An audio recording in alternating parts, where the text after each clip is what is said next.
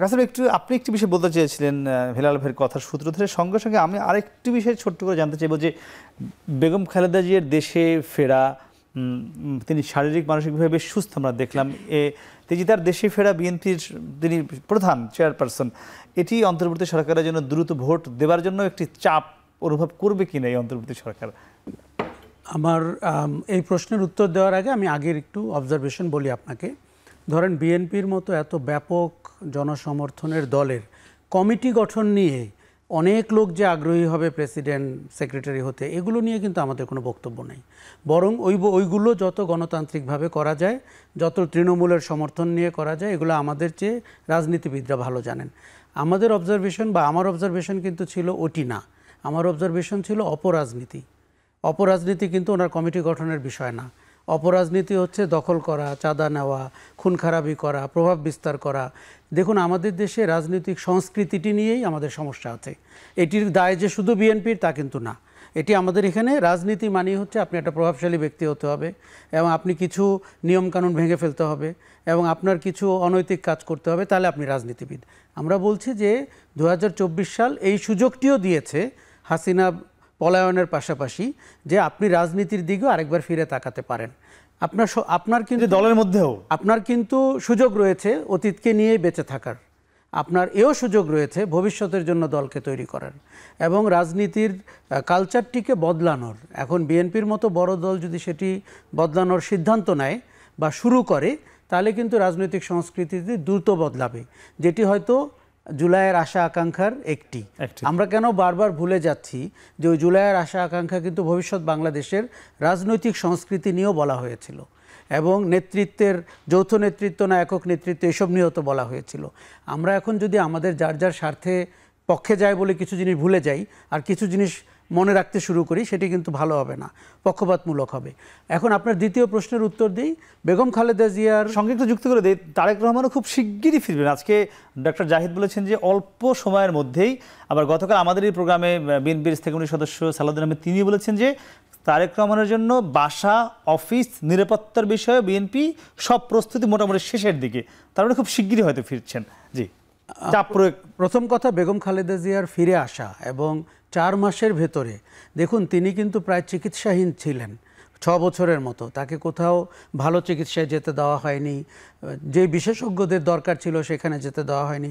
ওই সরকারটি অত্যন্ত অমানবিক আচরণ করেছেন, মানে রাজনীতির পরিভাষায় তার কোনো স্থান নাই এবং ইতিহাস মানুষকে কোন জায়গায় দেখতে চায় সেটা একমাত্র ইতিহাসই জানে, সময় বলে দেয়। আমরা তাই 5ই আগস্টের পরে তার কমপ্লিটলি বদলে যাওয়া চিত্র দেখতে পেলাম।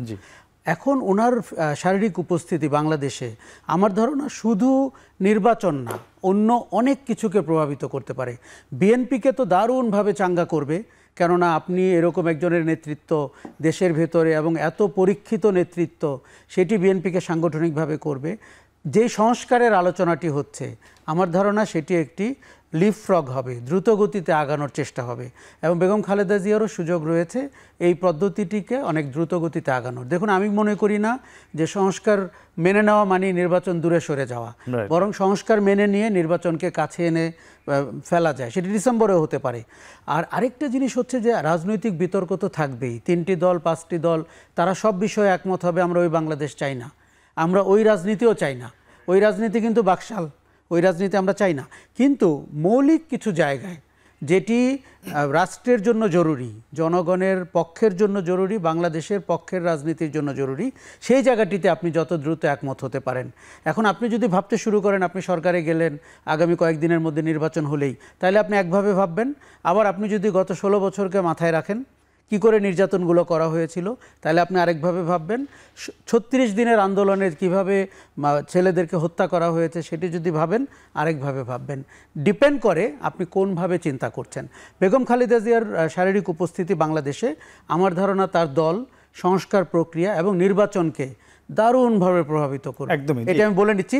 শুধু শেষ লাইন বলি, জনাব তারেক রহমান আমার ধারণা ওনার আশা খুবই অবশ্যম্ভাবী এবং সঠিক নেতৃত্বের মতোই তার ফিরে আসা দরকার। আজকে আমরা বাংলাদেশে এয়ারপোর্টে যা দেখেছি, আপনি নতুন ইতিহাসের জন্য অপেক্ষা করেন। একদম সেটি আমরাও সেরকমই মনে করছি, হতে পারে। হেলাল ভাই, আশরাফ ভাই বেশ কয়েকটি পয়েন্ট বলছিলেন, আমি একটু জানতে চাই এই যে বেগম খালেদা জিয়ার মুক্ত হওয়া, বিদেশে চিকিৎসা নিতে যাওয়া, ফিরে আসা, মানে এগুলো যে 5 আগস্ট একটি প্ল্যাটফর্ম তৈরি করেছে, মানে এটি কি আপনারা অনুভব করে আগামী বাংলাদেশ গড়তে এগোবেন এই কিনা? প্রশ্নের উত্তর দিতে গেলে তো আমাকে একটু সময় দিতে হবে। হ্যাঁ, ছোট করে একটু আগে বলুন। আমি কিছু কথা বলে নিতে চাই। আপনি বলছেন যে আমাদের দলের ভিতরে যে ক্যাওয়াসগুলো এখন হচ্ছে, এটা কোনো প্রভাব বিস্তার করে বেগম খালেদা জিয়ার উপস্থিতি আসাতে। তা আপনি কি মনে করেন আমাদের দলের চেইন অফ কমান্ড ভেঙে পড়েছে? আপনার কি তাই মনে করেন? না, আমাদের দল তো দলের ভালো- চেইন অফ কমান্ড রয়েছে, জি। তাই না? সুতরাং আমাদের দলের চেইন অফ কমান্ড রয়েছে। সুতরাং বেগম খালেদা জিয়া আপনার দেশে ফিরে এসছেন, এটার মানে কি আমি বুঝলাম না। তিনি দেশে ফিরবেন নাকি না ফেরার কথা ছিল তার? না, তিনি তো সবসময় বলেছেন এই দেশিদের একমাত্র ঠিকানা। হ্যাঁ, অর্থাৎ তিনি তো দেশ চিকিৎসার জন্য বিদেশে গিয়েছেন। তিনি যে ফিরে আসবেন না এখন তো কিছু না, তিনি চিকিৎসা শেষে দেশে আসছেন বা দেশে ফিরে আসছেন। এমন একটা কথা যে দেশে ফিরে এসছেন, অর্থাৎ তিনি তো না, এটা দেশে কিন্তু ফিরতেন না। সবাই ইতিবাচকভাবেই বলছে। হ্যাঁ, তিনি যেমন অসুস্থ আমি ছিলেন, সেটাকে এভাবে আরো সুস্থ হয়ে ইতিবাচক করে যে বলছি। ঘরে ফিরবেন, এটি যে নিয়েই শঙ্কা ছিল। বেগম খালেদা জিয়া তার নেতৃত্ব, তার ব্যক্তিত্ব এবং তার মাতৃত্ব বলতে বোঝাচ্ছে আমি যে পুরো দেশের জনগণকে তিনি তার এক হৃদয়ে ধারণ করেছেন, এটাখানে তার মাতৃত্ব বলছি আমি। আর তার নেতৃত্ব তো আমরা দেখেছি সেই 82 সাল থেকে তার নেতৃত্ব দেখছি। জি।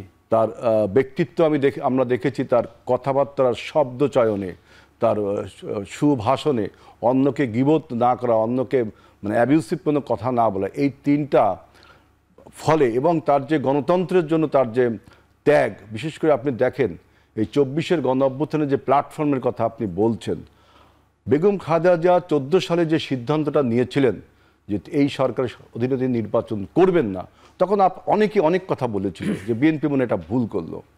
আমরা যদি সেদিন বেগম খালেদা জিয়া নির্বাচনে অংশগ্রহণ করতেন, তাহলে এই পতিত ফ্যাসিবাদ সে আরও কিন্তু জেকে বসার সুযোগ পেত। আমরা জানতাম যে 2018 সালে যা হয়েছে সেটা আমরা 14 সালে জানতাম। এই জন্য আমরা বেগম খালেদা জিয়া কতটা পলিটিক্যাল ফোরসাইটেড তিনি এই ফ্যাসিবাদকে কিন্তু আপনার বিতর্কিত করে এই আওয়ামী লীগকে, তার ক্ষমতাকে তিনি এইভাবে তিনি চ্যালেঞ্জ করেছেন। 18 সালে আমাদের যখন আপনার আরপিএর অধীনে আমাদের রেজিস্ট্রেশন বাতিল হয়ে যায়, তখন কিন্তু অনেকে অনেক আতাত কথা বলেছিল। আমরা যদি আতাত করতাম তাহলে বেগম খালেদা জিয়া জেল খাটা লাগতো না। বেগম খালেদা জিয়া নিজের শারীরিক অবস্থাকে চ্যালেঞ্জ করেছেন যে তিনি জেল খাটবেন। তার যে আপনারা বলছেন তিনি কতটুকু সুস্থ, লিভার তার যে ট্রান্সপ্লান্টেশন হওয়া সম্ভব না, এটা ডাক্তাররা বলেছেন। এটাকে চ্যালেঞ্জ করে কিন্তু তিনি 18 সালের নির্বাচনে আতাত করেননি। আমার কথাটা শেষ করলে আপনি বুঝবেন, আমাকে যেটুকু সময় দেবেন। ফ্যাসিবাদ কতটা নড়বড়ে হয়ে গেল এবং সর্বশেষ 2007 সালে 2024 সালের নির্বাচনে অংশগ্রহণ করলেন না। এইগুলো কি 24-এর গণ অভ্যুত্থানের পটভূমি না? পটভূমি, জি। এইগুলো কি পটভূমি না? সেজন্য বলছি বেগম খালেদা জিয়া এখন বিএনপির সম্পদ নয়, বিএনপির একার সম্পদ নয়, তিনি বাংলাদেশের সম্পত্তিতে পরিণত হয়েছেন। সেটা আশরাফ ভাই শুরুতেই বলছিল। আমি সেটাই বলছি। সুতরাং আপনারা যে বলছেন যে পলিটিক্যাল ক্রিমিনালাইজেশন, আশরাফ ভাই ঠিকই রাইটলি বলেছেন যে আমাদের কমিটিগুলো কিন্তু ডেমোক্রেটিক ওয়েতেই গঠন হয়। আমরা ভোটের মাধ্যমে, আপনি দেখবেন বাংলাদেশে এখন প্রত্যেকটা জেলা উপজেলায় আমরা ডেমোক্রেটিক ওয়েতে, আপনাদের সন্দেহ থাকলে আপনারা পত্রপত্রিকায় খোঁজ নিয়ে দেখবেন আমাদের সব কমিটি এখন ডেমোক্রেটিক হতে হয়। কিন্তু ক্রিমিনালাইজেশনের কথা যে আশরাফ ভাই বলছে, I do agree with him যে হ্যাঁ, এই ক্রিমিনালাইজেশনটা বাংলাদেশে স্বাধীনতার পর থেকেই শুরু হয়েছে। তার মানে এই না যে আমাদের দল এখন থাকতে হবে। এই ক্রিমিনালাইজেশন ঠেকানোর জন্য আমাদের ইনিশিয়েটিভটা আপনি লক্ষ্য করেন। আর এখন এইখানে প্রশ্ন আসে, আপনারা যে যৌথ নেতৃত্ব বা একক নেতৃত্বের কথা একটা ভাই বলেছেন, আমরা জানি, আশরাফ ভাইও জানে যে there is many heads many problems, তাই না? Less head less problem. এখন আপনি বলেন যে এই ক্রিমিনালাইজেশন ঠেকাতে গেলে আপনি যদি আমি রাষ্ট্রের যে ক্ষমতার ভারসাম্য ওইটা বলছি না, আমি দলের ক্রিমিনালাইজেশন ভাঙতে গেলে যদি ঠেকাতে হয়, তাহলে যৌথ নেতৃত্ব আর একক নেতৃত্বের এইটা ডেফিনেশন, এইটা আপনাকে কিন্তু এক্সপ্লানেশন করতে হবে।